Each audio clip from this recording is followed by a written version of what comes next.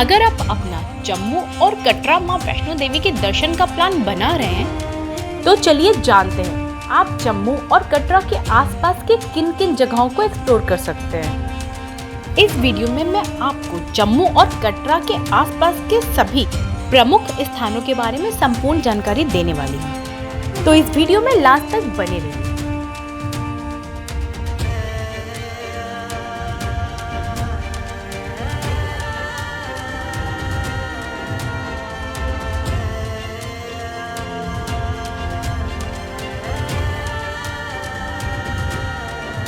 अपनी सूची में हमने सबसे पहले स्थान दिया है कटरा में मां वैष्णो देवी को।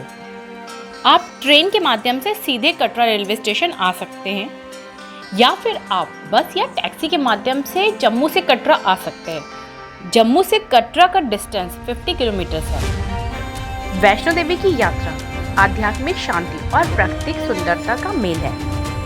मां वैष्णो देवी का मंदिर अपने भक्तों के लिए पूरे साल खुला रहता है, लेकिन मार्च से अक्टूबर के बीच का मौसम यहाँ आने के लिए सबसे उपयुक्त है।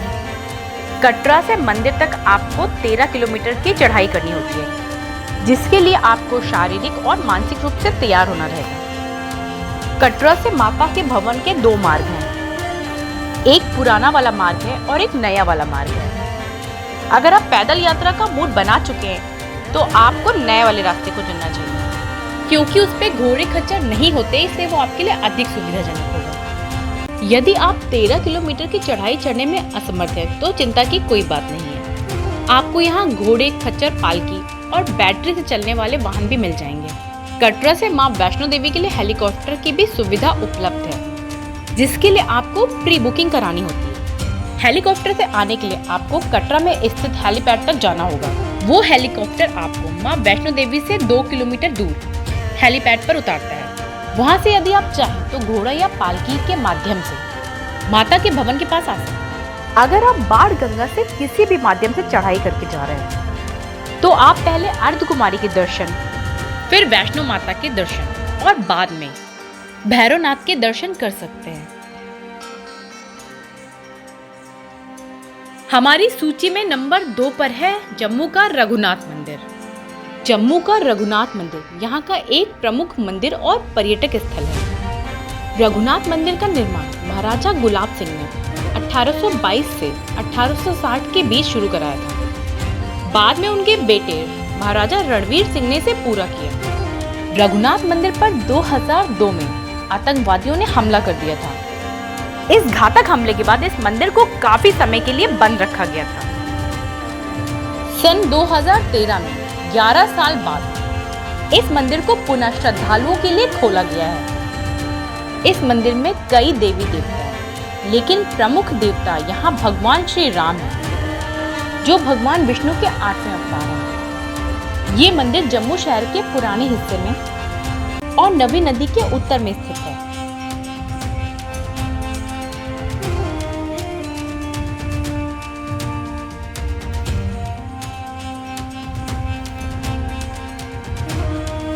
रघुनाथ मंदिर के इस विशाल परिसर में 7 मंदिर स्थापित हैं। इन सभी मंदिरों के अपने अलग शिखर हैं। इस मंदिर में 33 करोड़ देवी देवताओं को लिंग रूप में स्थापित किया गया है। तो अगर आप मां वैष्णो देवी के दर्शन करने आ रहे हैं तो आप मां वैष्णो देवी के दर्शन के साथ साथ जम्मू के रघुनाथ मंदिर के दर्शन करने जरूर आए।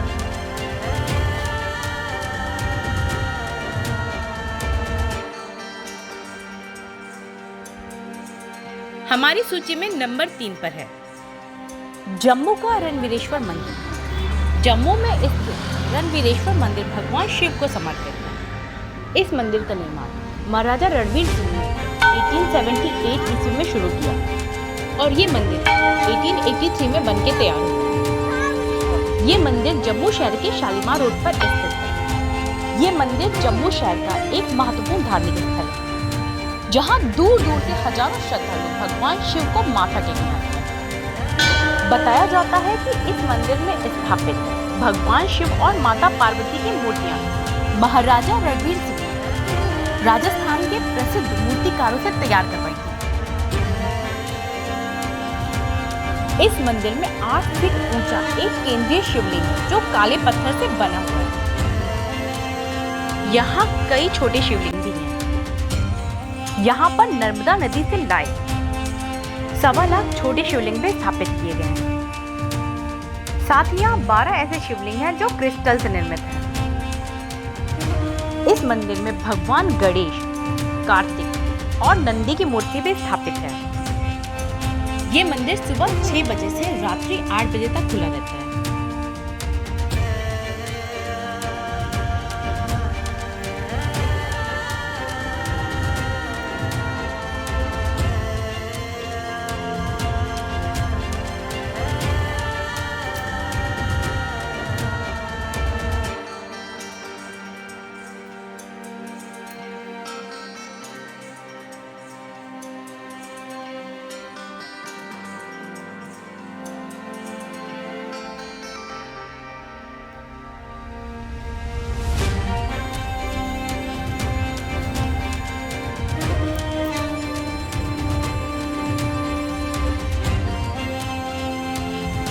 हमारी सूची में नंबर 4 पर है अमर महल जम्मू। ये शानदार महल कभी डोगरा साम्राज्य के राजा अमर सिंह और उनके परिवार का निवास स्थान हुआ करता है। फिलहाल इस महल को एक संग्रहालय के रूप में तब्दील कर दिया गया है। इस संग्रहालय का टिकट प्राइस अडल्ट के लिए 100 रुपीज और बच्चों के लिए 50 रुपीज। ये संग्रहालय सुबह 10 बजे से शाम को 7 बजे तक खुला रहता है।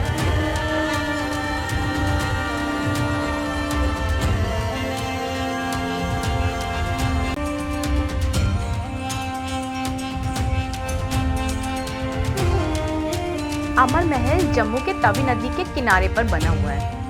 इस संग्रहालय में आकर आप यहाँ से जम्मू शहर का सबसे अच्छा व्यू भी एंजॉय कर सकते हैं।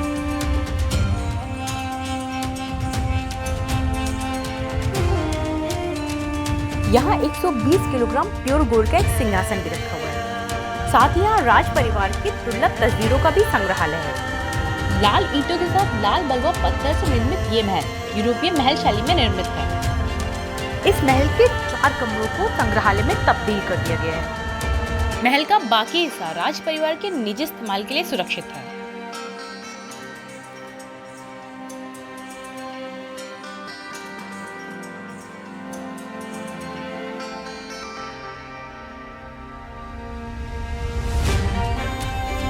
हमारी सूची में नंबर 5 पर है पीरखो केव्स टेम्पल जम्मू।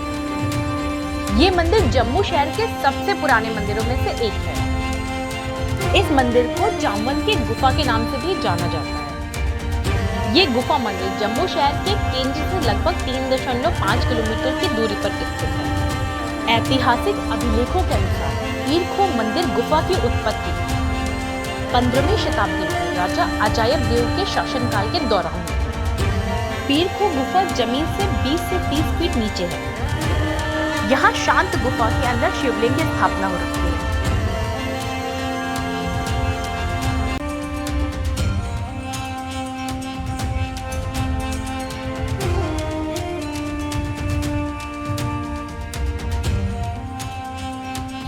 इस गुफा के अन्य हिस्से में भगवान श्री राम, माता सीता, भगवान विष्णु और अन्य देवी देवताओं की मूर्तियां स्थापित हैं। जहां जाने के लिए आपको सक्रिय घुमावदार रास्ते से होकर जाना होता है। इस गुफा में आगे जाकर आपको माता का मंदिर भी मिलेगा जिसमें 9 देवियां विराजमान हैं। ये जगह बहुत ही शांतिपूर्ण, निर्मल और आध्यात्मिकता से भरपूर है।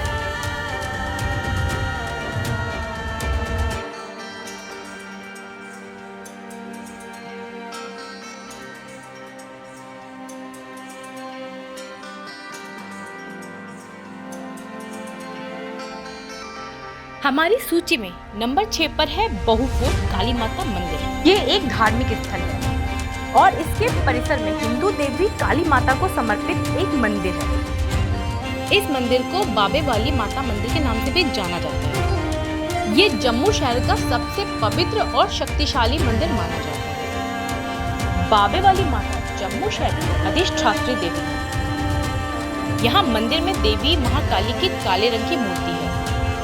जम्मू के लोगों का दृढ़ विश्वास है कि बाबे वाली माता हमेशा जम्मू शहर को बाहरी खतरों से बचाती हैं। इस मंदिर का निर्माण 3000 वर्ष पहले राजा बहुलोचन ने कराया। बाद में डोगरा शासकों द्वारा 19वीं शताब्दी में मंदिर का जीर्णोद्धार कराया गया। यहाँ नवरात्रों और विशेष अवसरों पर भक्तों का तांता लगा रहता है। यहाँ के स्थानीय लोग आमतौर पे इस मंदिर को महामाया मंदिर के नाम से जानते हैं। इस मंदिर में विशेष रूप से फोन और कैमरा अलाउ नहीं है। ये मंदिर भक्तों के लिए सुबह 6 बजे खुलकर शाम को 7 बजे बंद हो जाता है।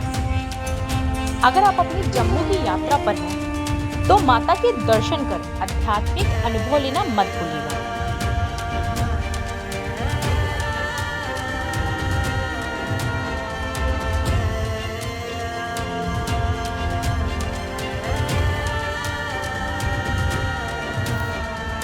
हमारी सूची में नंबर 7 पर है बागे बहू। बागे बहू जम्मू में स्थित एक मुगल गार्डन है।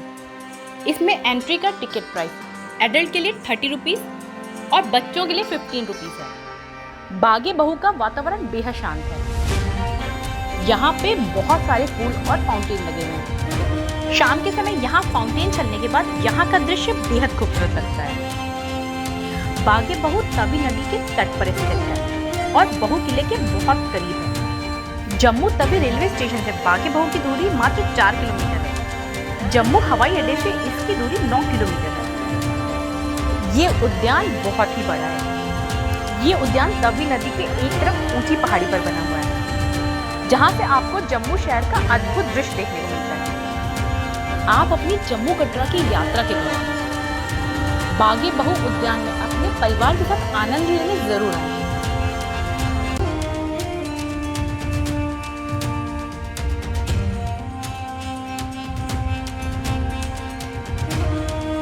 हमारी सूची में नंबर 8 पर है शिवखोरी।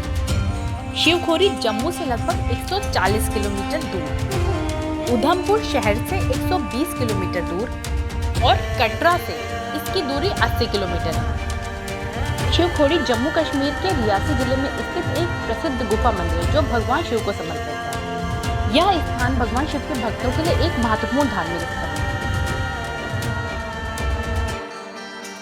हमारी सूची में नंबर 9 पर है हर की पौड़ी जम्मू।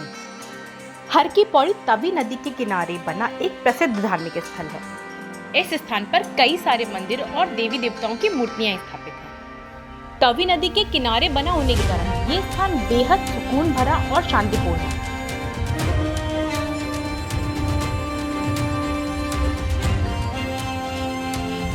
हमारी सूची में नंबर 10 पे है मुबारक मंडी पैलेस। जम्मू में स्थित ये महल 1925 तक डोगरा राजवंशियों के रहने का मुख्य स्थान था। इस महल की वास्तुकला राजस्थानी और मुगल वास्तुकला शैली को दर्शाती है। ये palace Jammu Tawi railway station से 8 किलोमीटर और जम्मू हवाई अड्डे से 9 किलोमीटर की दूरी पर है। ये पैलेस सुबह 10 बजे से शाम को 6 बजे तक खुला रहता है। इस पैलेस को देखने के लिए आपको कोई शुल्क नहीं देना पड़ता है। इसकी एंट्री फ्री है। उम्मीद करती हूँ इस वीडियो में दी गई जानकारी आपके काम की हो। अगर वीडियो अच्छा लगे तो please like, share and subscribe सारा कुछ कर दीजिएगा। Thanks for watching.